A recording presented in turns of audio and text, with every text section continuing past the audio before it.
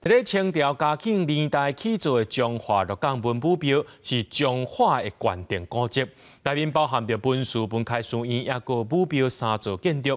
其中文殊甲书院早期捌举办祭学，也个诗社，是当地正重要的文教中心。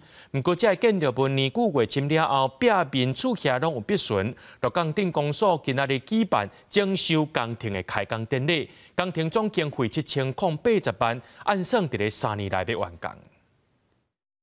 主祭官手艺清香祭拜，祈求整修工程一切顺利。清朝嘉庆年代起造的鹿港文武庙，年久月深，壁面厝下出现壁损，展念地砖也有损害。鹿港镇公所争取到经费，伫18这天举办整修工程开工典礼。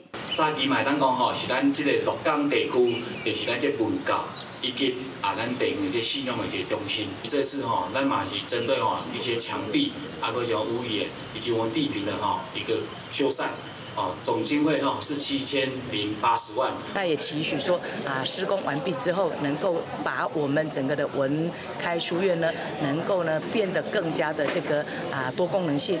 鹿港文武庙是中华关键古迹，内底包括文殊、书院甲武庙，是早年重要的文教甲信仰中心。其中文殊是当时文人聚会的所在，捌举办过义学甲诗社，培育出真侪人才。今年4月初地动，有号庙内壁损的所在小可变大，但是建筑施工无影响到整体的结构安全。大部分看起来是拢会当搁伫修复范围内底啦，所以即届地动部分，咱有受影响，但是并无介大。顶头搁一寡泥塑即种灰做部分落起来啦，大部分搁拢足完整咧。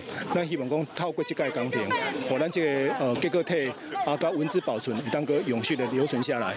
鹿港文武庙修复总工程费拢总7080万，由鹿港镇公所负担1858万外，文化部补助4600万。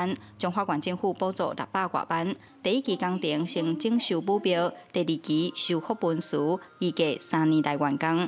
记者杨淑晴，中华报道。